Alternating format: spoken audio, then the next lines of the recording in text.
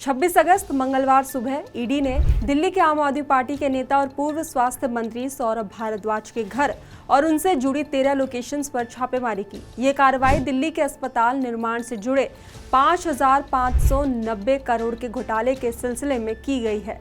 दरअसल ईडी ने जिन कंपनियों को अस्पताल निर्माण के ठेके दिए गए थे, उनके ठिकानों पर भी रेड की है। ये घोटाला उन परियोजनाओं से जुड़ा है जिन्हें 2018 और 2019 में शुरू किया गया था, लेकिन तय समय सीमा के बावजूद अब तक पूरा नहीं किया जा सका।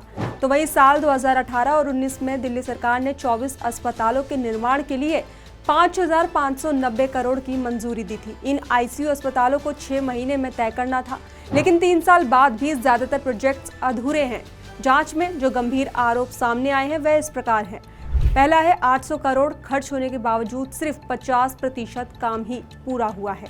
दूसरा है एलएनजेपी अस्पताल की लागत 488 करोड़ से बढ़कर 1,135 करोड़ हो गई, जबकि कार्य में ठोस प्रगति नहीं दिखी। तीसरा, कई स्थानों पर बिना मंजूरी के निर्माण शुरू किया गया और ठेकेदारों की भूमिका संदिग्ध पाई गई। चौथा, अस्पतालों में हॉस्पिटल इंफॉर्मेशन मैनेजमेंट सिस्टम लागू करने की योजना साल 2016 से लंबित है और आरोप है कि इसे जानबूझकर टाला गया।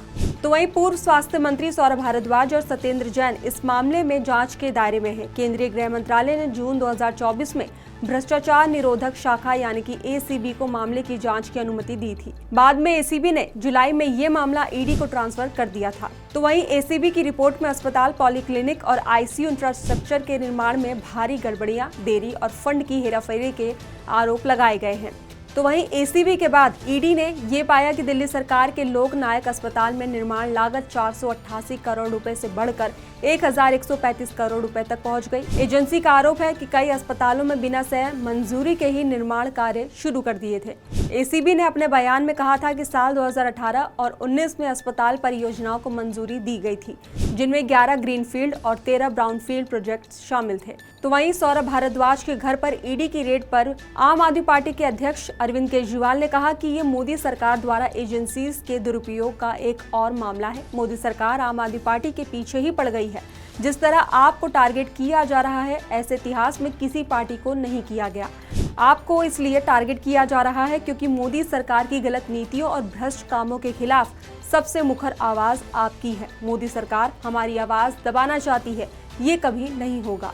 तो वहीं इसी के आगे दिल्ली की पूर्व सीएम आतिशी ने भी सोशल मीडिया प्लेटफॉर्म एक्स पर जो है सौरभ भारद्वाज के घर पर रेड्स पर प्रतिक्रिया दी है।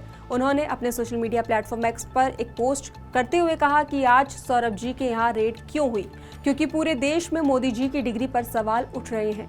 क्या मोदी जी की डिग्री फर्जी है? इस चर्चा से ध्यान हटाने के लिए ही रेड डाली गई है। जिस समय का केस बताया जा रहा है उस समय सौरभ जी मंत्री भी नहीं थे, यानी पूरा केस ही झूठा है। सत्येंद्र जी को भी 3 साल जेल में रखकर आखिरकार सीबीआई ईडी को क्लोजर रिपोर्ट देनी पड़ी। इससे साफ है कि आम आदमी पार्टी के नेताओं पर लगाए गए सारे केस सिर्फ झूठे और राजनीतिक से प्रेरित है। तो वहीं इसी के साथ आप सांसद संजय सिंह ने भी ईडी के कार्रवाई पर सवाल उठाते हुए कहा कि उनके खिलाफ दर्ज मामला झूठा और निराधार है, क्योंकि जिस समय ईडी ने मामला दर्ज किया था उस समय वो मंत्री भी नहीं थे। आप नेताओं के खिलाफ झूठे मामले दर्ज करना और उन्हें जेल में डालना मोदी सरकार की नीति है।